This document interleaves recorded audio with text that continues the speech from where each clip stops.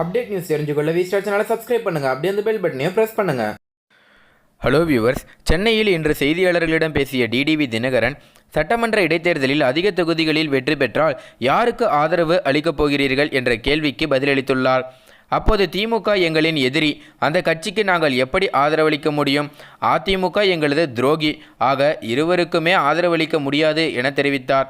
இந்த தேர்தலில் அதிமுகவை மக்கள் மாபெரும் தோல்வியடைய செய்வார்கள், அதன்படி ஆட்சி முடிவுக்கு வந்துவிடும், மீண்டும் தேர்தல் வரும் என தினகரன் அதிரடியாக தெரிவித்தார்.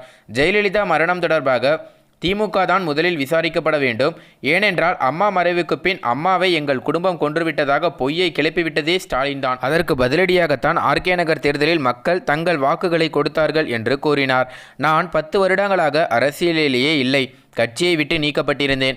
ஆனால் ஆர்கே நகர் தேர்தலில் போட்டியிட்ட போது மக்கள் என்னை வெற்றி பெற செய்தார்கள். இந்த ஆட்சியை முடிவுக்கு கொண்டு வரவே மக்கள் விரும்புகிறார்கள். மக்களை கவர்வது மட்டுமே எங்களது ஃபார்முலா என்று டிடிவி தினகரன் அவர்கள் தெரிவித்துள்ளார். அதேபோல அதிமுக கூட்டணி செட்டில்மெண்ட் கூட்டணி என்றும் பாமகவுக்கு ரூபாய் 500 கோடியும் தேமுதிகவுக்கு ரூபாய் 200 கோடியும் கொடுக்கப்பட்டிருப்பதாக அமமுகவின் செய்தி தொடர்பாளர் CR சரஸ்வதி குற்றம் சாட்டியுள்ளார். சிவகங்கை தொகுதியில் அமமுக சார்பில் தேர்போகி பாண்டி போட்டியிடுகிறார். இவரை ஆதரித்து காரைக்குடியில் அந்த கட்சியின் செய்தி தொடர்பாளர் CR சரஸ்வதி நேற்று பிரச்சாரம் செய்தார். அப்போது அவர் பேசுகையில், சென்னையில் நடந்த தையல் கலைஞர்கள் தேர்தலில் 18 ஓட்டுகள் கூட வாங்காதவர் ராஜா. அவரை இங்கு MP வேட்பாளராக OPSம் EPSம் நிறுத்தியிருக்கிறார்கள். மத கலவரத்தை தூண்டும் வகையில் ராஜா பேசியதை யாரும் மறந்திருக்க முடியாது. நாகரிகம் இல்லாமல் பேசக்கூடியவர். இவரை டெல்லிக்கு அனுப்பினால் என்னவாகும்? ராஜா வாக்கு கேட்டு வந்தால் முதலில் ரூபாய் 15 லட்சத்தை போட சொல்லுங்கள், அதன் பிறகு ஓட்டு கேட்டு வர சொல்லுங்கள். மனசாட்சிக்கு துரோகம் செய்துவிட்டு பாமக தேமுதிக கட்சிகளுடன் அதிமுக கூட்டணி வைத்துள்ளது. மறைந்த முதல்வர் ஜெயலலிதாவை குற்றவாளி என்று ராமதாஸ் சொன்னார்.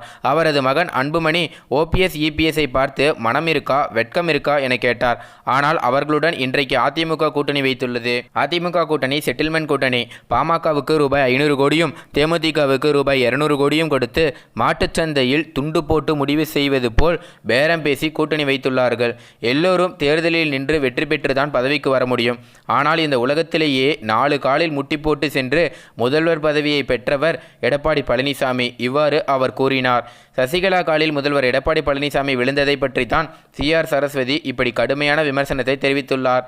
மேலும் இந்த தகவல் தான் தற்போது சமூக வலைதளங்களில் ரொம்ப வைரலாக பரவுது அப்படின்னே சொல்லலாம். மேலும் இந்த தகவல் குறித்து உங்களோட கருத்து என்ன அப்படிங்கிறத கீழே கமெண்ட்டில் பதிவு பண்ணுங்கள். மேலும் இந்த தகவல் உங்களுக்கு பிடிச்சிருந்துச்சுன்னா மறக்காமல் லைக் பண்ணி ஷேர் பண்ணுங்கள். இதே போல் பல தகவலை தெரிஞ்சுக்கொள்ள நம்ம சேனலை உடனடியாக சப்ஸ்கிரைப் பண்ணுங்கள்.